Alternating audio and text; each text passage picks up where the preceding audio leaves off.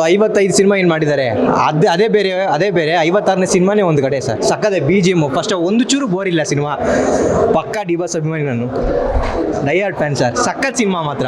BGM, cinematography ಸಕ್ಕತ್ ಮಾತ್ರ, dialogues, ಆಮೇಲೆ ಮಾಸ್ತಿ ಅವರ ಒಂದು ಡೈಲಾಗ್ ರೈಟಿಂಗ್ ಅಂತೂ ಹ್ಯಾಟ್ಸ್ ಆಫ್, ಸಕ್ಕತ್ ಮಾತ್ರ. ಬಾಸ್ನ ಈ ಥರ ನೋಡ್ತೀವಿ ಅಂತ ನಾನು ಅನ್ಕೊಂಡಿರಲಿಲ್ಲ. ಖಡಕ್ ಸಿನಿಮಾ ಸರ್.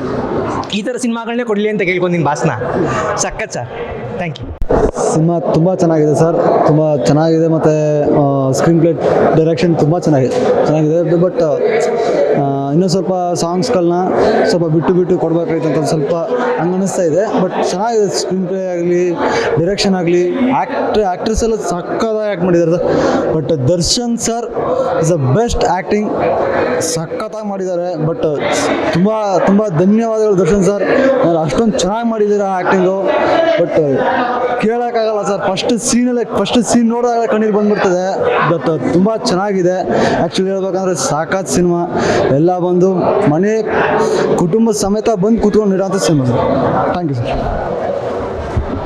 ರೈತರ ಬಗ್ಗೆದಲ್ಲಿ ಚೆನ್ನಾಗಿ ಹೇಳೋರೆ, ಮತ್ತೆ ಜಾತಿ ಅಂತ ಹೊಡೆದಾಡ್ತವ್ರೆ ಈಗಿನ ಜನ್ರೇಷನಲ್ಲಿ. ಫಸ್ಟ್ ಹೆಂಗಿತ್ತು ಇವಾಗ ಕೂಡ ಅದೇ ಥರ ಜಾತಿ ಇದು ಮಾಡ್ತವ್ರೆ. ತರುಣ್ ಸುಧೀರ್ ಅವ್ರಿಗೆ ಒಂದು ಹ್ಯಾಟ್ಸ್ ಆಫ್ ಹೇಳ್ಬೇಕು. ಹೆಚ್ಚಿನ ವಿಡಿಯೋಗಳಿಗೆ ಪ್ರತಿಧ್ವನಿ ಯೂಟ್ಯೂಬ್ ಚಾನೆಲ್ ಸಬ್ಸ್ಕ್ರೈಬ್ ಮಾಡಿ, ಬೆಲ್ ಐಕಾನ್ ಕ್ಲಿಕ್ ಮಾಡಿ.